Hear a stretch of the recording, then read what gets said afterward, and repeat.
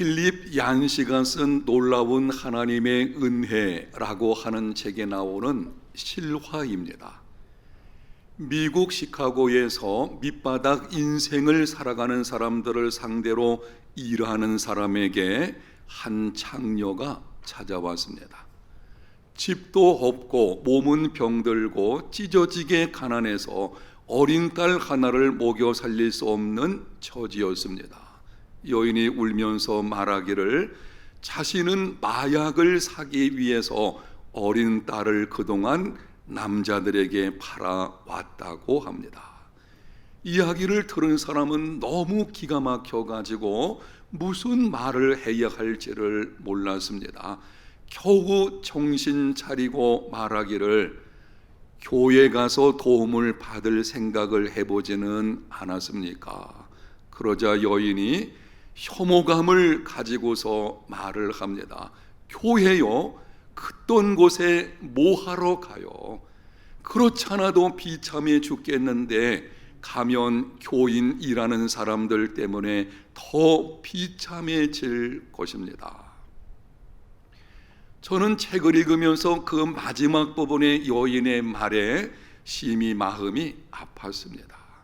가면 교인들 일하는 사람들 때문에 더 비참해질 것입니다.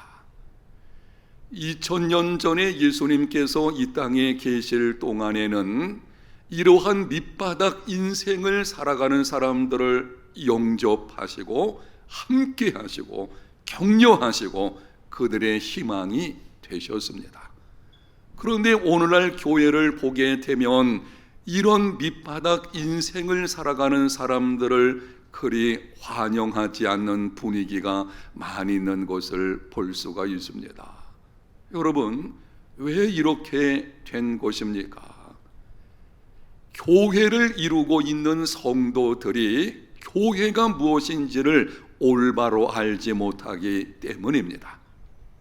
교회라는 것을 많이 듣고 그동안 신앙생활 하다 보니 안다고 하지만 실상은 교회가 무엇인지를 바르게 알지를 못하는 것입니다. 교회는 자신의 취향을 따라 이루어진 신앙 동호회가 아닙니다. 교회는 헌금을 내고 자신이 원하는 영적인 상품을 얻는 쇼핑센터가 아닙니다. 교회는 종교를 가르치는 학교도 아니고 아픈 사람을 치료하는 병원도 아닙니다. 그럼 교회는 무엇입니까? 교회가 무엇인지를 몇 가지로 말씀을 드릴 수 있겠는데 오늘은 이 말씀을 드립니다. 교회는 자신을 내어주는 섬김의 공동체입니다. 교회는 자신을 내어주는 섬김 공동체입니다. 오늘 본문을 보게 되면 이렇게 말씀을 합니다. 그가 우리를 대신하여 자신을 주심은 모든 불법에서 우리를 속량하시고 우리를 깨끗하게 하사 선한 일을 열심히 하는 자기 백성이 되게 하려 하심이라.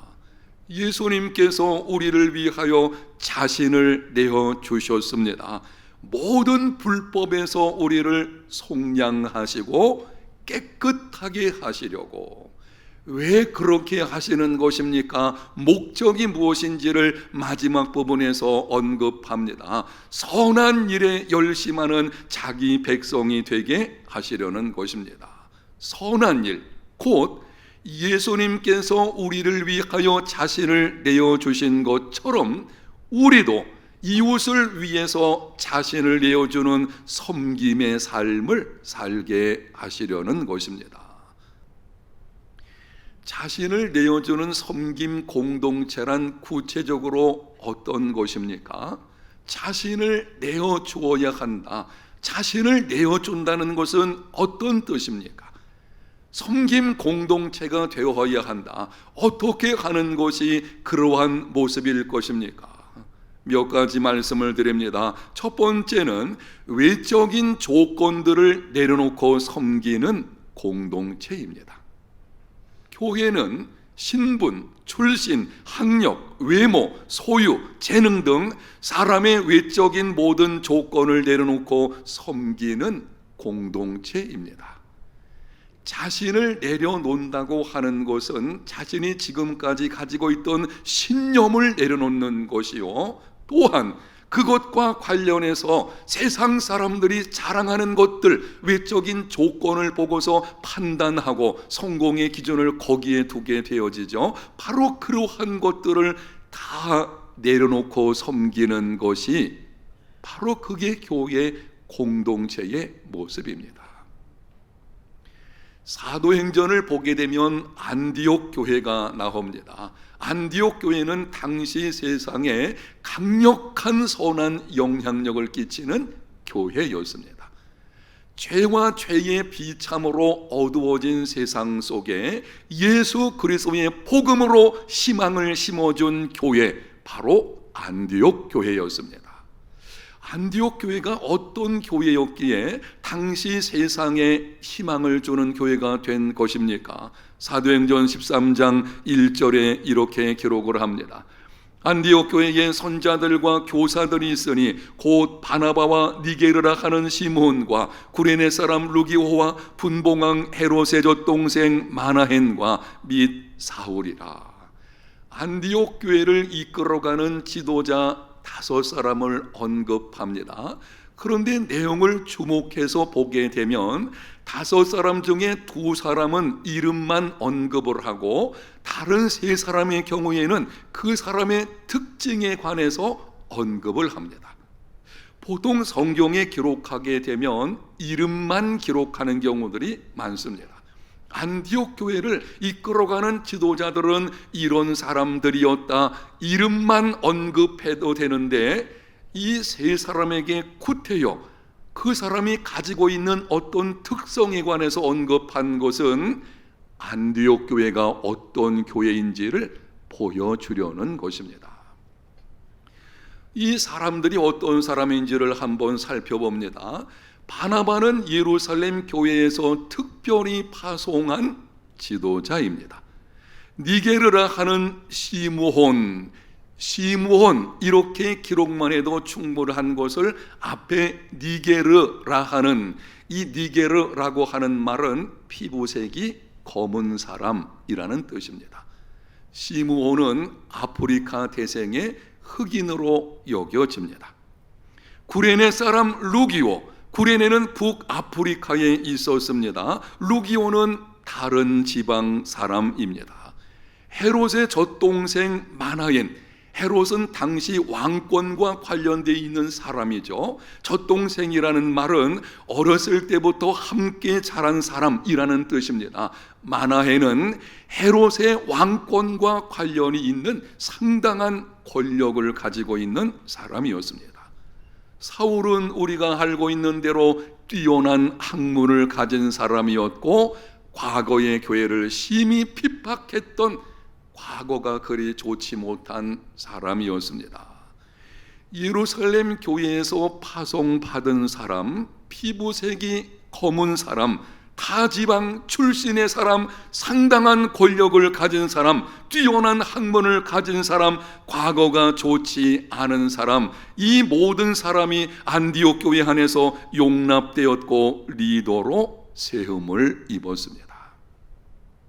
안디옥 교회는 출신, 신분, 학력, 빈부, 기천, 지방색, 외적인 조건들을 내려놓고 서로 섬긴 공동체였습니다.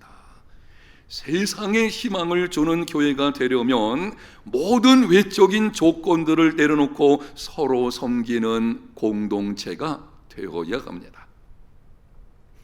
전라북도 김제에 가게 되면 금산교회라고 있습니다. 아주 오래전에 그 교회에 지주인 조덕삼과 그 집 머슴인 이자익이 출석을 했습니다.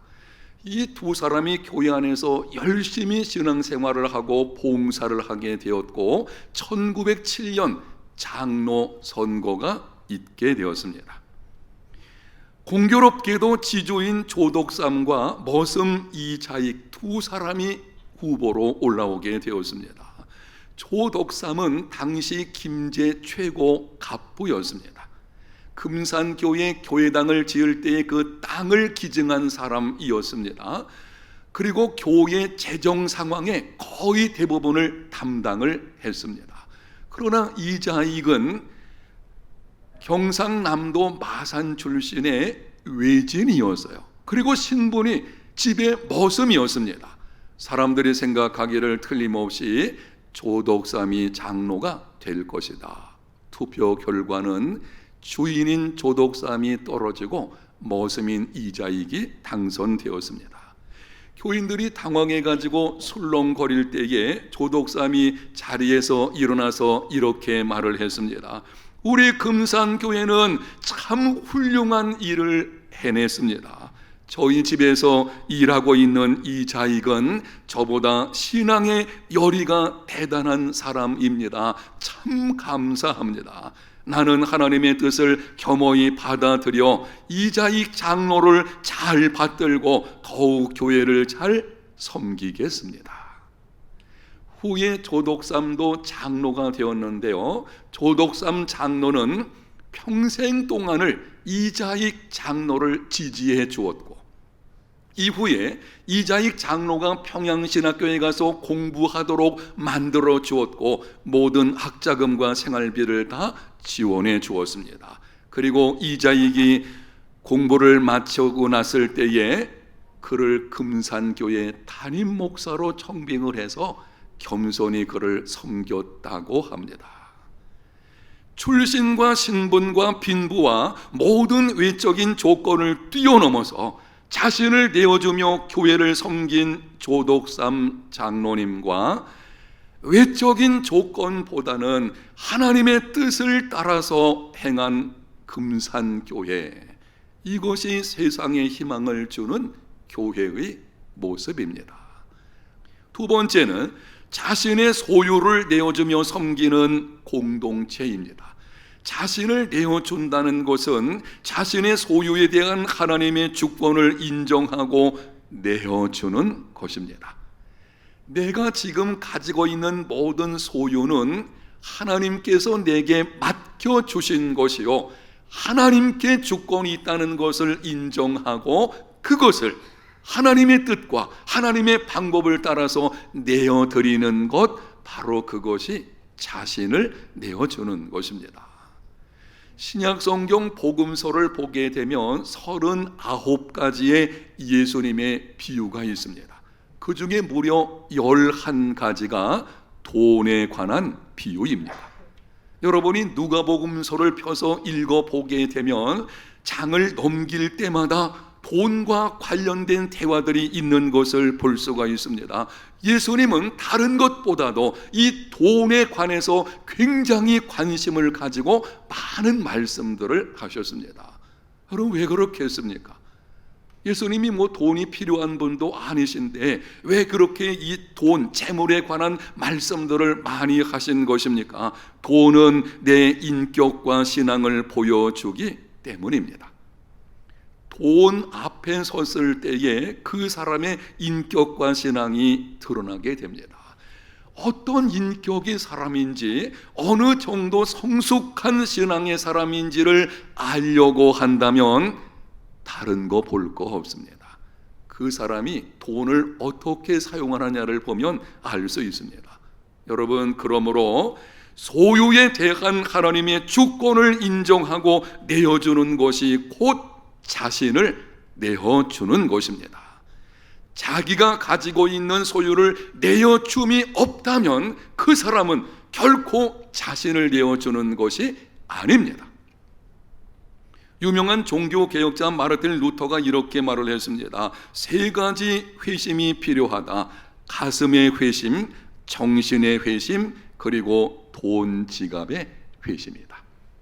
이 3가지 중에 가장 힘든 것이 돈 지갑의 회심이라고 합니다. 세상을 보게 되면 돈이 사람의 주인 노릇하고 사람들은 돈을 주인으로 섬깁니다.